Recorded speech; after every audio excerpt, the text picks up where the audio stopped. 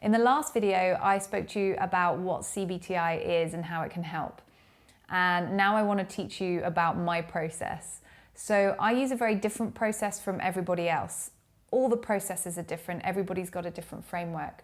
I've tried to create mine through my 16 years of experience and thousands of patients, and trying to help me understand their experience and how to basically make this as quick and as painless as it can be for everybody. Because at the end of the day, this is a behavioral approach and it will require you to be consistent and to work hard. cbt-i can be difficult. So it depends what kind of person you are. If you are someone who could quite easily fix yourself with a problem by reading a book, for example, like, for example, gaining muscle, losing weight, putting yourself through some sort of therapy by reading a book, then that's fantastic. Go and get a book. But most people, most of us human beings, we need more. And unfortunately, when we're trying to retrain our brains to do something, it means doing certain quite hard behaviors consistently over time, which means you're going to need motivation, you're going to need coaching, and you're essentially going to need more than you can read in a book. And you need that over time. You're going to want feedback when you're doing well and help when you're not doing so well. And so I want to take you through my specific course, which I have developed over a long time, so that you can see how that might help you. So I want to take you through what my framework is and my process. So it's a 3-step process. And the first part of it is I really need to re-educate you on what you think you might know about sleep. The reason this is important is because it doesn't just continue as inaccurate beliefs about sleep, but our beliefs directly affect our behavior. So if you have inaccurate sleep beliefs, you probably have inaccurate sleep behaviors.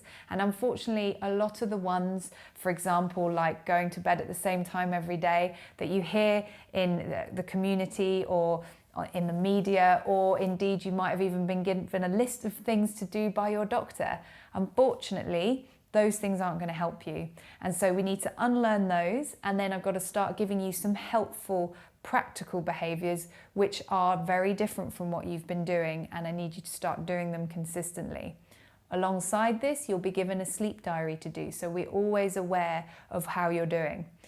Once you get to the second process, we're going to personalize this more to you. And the reason we can do this is because you've been doing those sleep diaries. So what we're going to do is we're going to figure out how much time you're spending in bed, how much time you're spending sleeping, and we're going to try and make those two numbers much more similar. So at the moment, you're probably spending a lot more time in bed than you're actually spending sleeping, and we've got to try and make those more equal. And we'll stick to a very mathematical process, interestingly, though don't worry, you don't need to know any maths to do it. We'll do all of that for you. Where we will increase your the amount of time you're allowed to spend in bed, depending on how well you do each week. So you'll notice we start increasing the protocol. You'll start doing different routines depending on what week you're on and what your progress is like. And then finally, we need to solidify all this. So it's very practical what we get you to do. It's not probably very similar to what you have done before, but we do need to look at the psychological aspects of this, and we do need to help you understand where sleep lies in all the other variables of your life, because the irony is we have to get you to really think about your sleep in order to fix it.